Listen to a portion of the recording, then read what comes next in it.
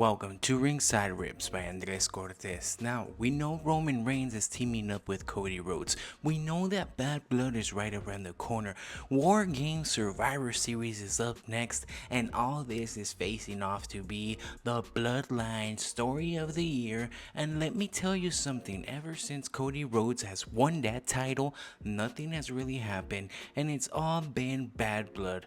And it's all been bloodline related. Let me tell you this, it all comes down to bad blood. It all comes down to resolve these issues. It all comes down to if the WWE is gonna put their stocks in Cody Rhodes, then we need to see, because Smackdown started with Triple H and that Hell in the Cell. Solo Sikoa against Cody Rhodes, it all started off with hot new things and hot new rivalries, and we all knew and all expected that Mr. Solo Sikoa was not gonna win that battle. But what was interesting is how it all turned out to be. Now, Cody Rhodes started off the match hot. Solo Sikoa seemed dominant throughout the Hell in the Cell, but one thing led to another, and the when champion Cody Rhodes, of course, pulled off that amazing Cody Cutter. He pulled off the Rhodes and he did everything. And with the Crossroads, he did that finisher. He got the title,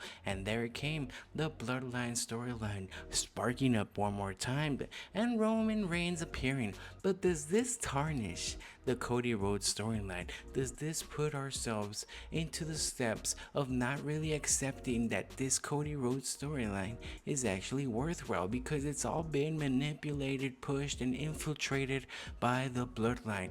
Now, we know that Cody Rhodes has had his heat against Jacob Fatu. He's had his heat against Solo Sikoa, against Roman Reigns, against The Rock, against pretty much every member of the Bloodline, and we all stick to each other. Would he even need that title? Would he even need that? And is that the contingency plan of WWE? Is that the branding that they're doing? Because we all know that Smackdown has moved into a new television spot. We all saw that it has now concluded and has now rebranded itself with new logos and new things.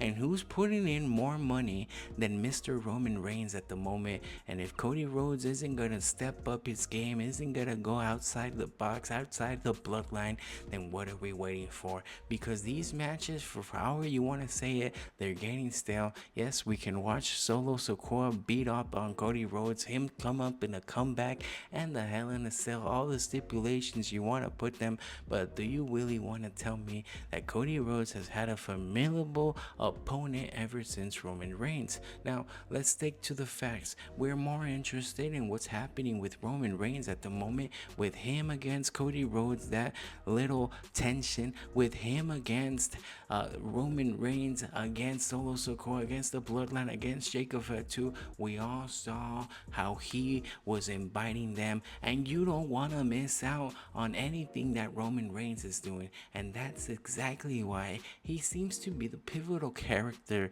of what SmackDown is. He seems to be the money maker, the driving force, and we need to get more behind Roman Reigns. We need to bring him back. We need to make him a champion. We need to state the facts that it might have been an executive mistake to give Cody Rhodes that title. Why? Because he's not bringing in the same amount of audience that the one and only tribal chief is bringing in. He's not cutting up those promos. He's not wanting as much. And we know Nick Aldis is going crazy in his office. We know that the stipulations were high, that Cody Rhodes thought he was done with the Bloodline, thought that he could just finish off Solo Sikoa.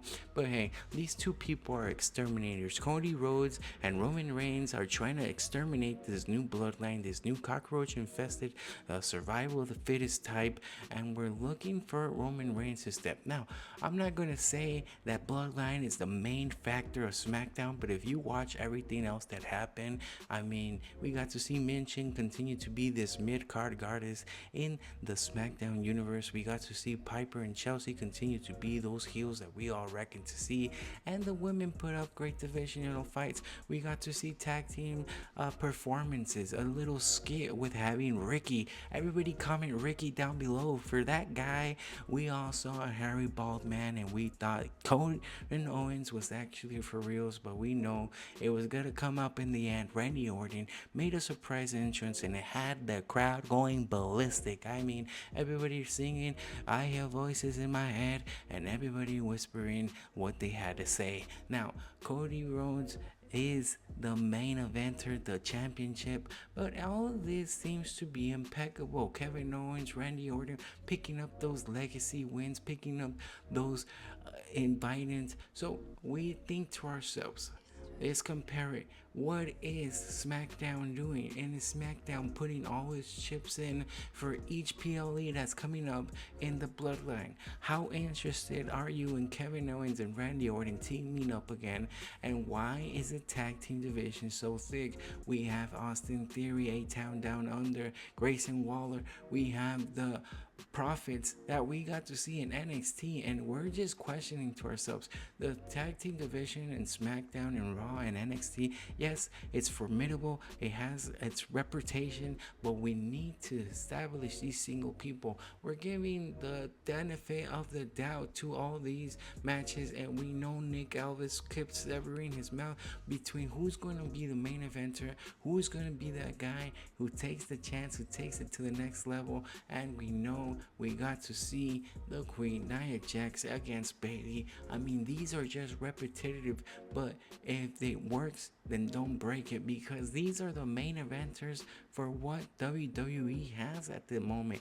These are the people that are making the biggest impact, and these are who the WWE has to carry up, because that's just exactly how we saw SmackDown. Bayley coming up, trying to be the baby face, but really acting like she didn't have any cool. And if it's anything, I don't really see a character in Bayley. I mean, Nia Jax solidified. She is definitely herself. Tiffany Stratton solidified. She's actually a great character. But when we see Bayley, I think that's what happened and why she got lost in the sauce and loses her title, because there's no real contingency, and Naomi's not gonna always bring up. She's not gonna always be the one in charge to bring up and everything. So another tag team battle, another thing stated for what will be in SmackDown, and it just ended like that. We didn't have any real resolution. We kept on pushing things for the next show, and the storyline just got built up, and lots of people complained into what we saw on SmackDown. But we know Nick Aldis, he kept making those plans. He knew that there wouldn't be a real main event, because we all got fed the legacy of Andrade against Carmelo Hayes. And what I didn't really like is that Andrade picked up a clean win. I mean, these two superstars need to continue this rivalry, because it might be the only other storyline that SmackDown has at the moment. It might be the only thing that is driving us all together and stating the facts that, hey, we are ability to push it to the dance. So when it all came to shove, we got to see Andrade pick up that win, and then it was main event time. It was a time for all of us to understand that Andrade would face off against the megastar LA Knight. He would be able to go off and maybe inform us that it will be a bad blood. Now the only problem I have is, why is Andrade continue to be the speed champion if we're giving him so many opportunities?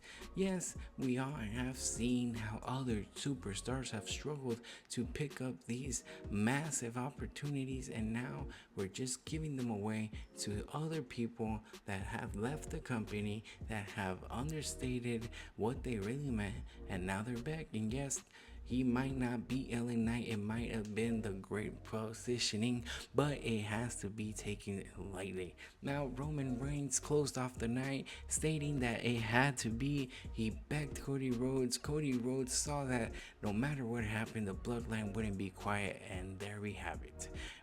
Roman Reigns, Cody Rhodes are going to tag team against the Bloodline, and from there, we might see the real destruction of Cody Rhodes, because he has been so dependent on the bloodline that it seems to be that if Cody Rhodes doesn't lose that title against someone from the bloodline, he might carry on to be the champion until WrestleMania, giving us the fact into why he is actually champion if he just continues to be in the bloodline storyline in the factual states of what we have. So all of us questioning and understanding that the bloodline is here to stay, my question is, what do you think about Cody Rhodes' title run?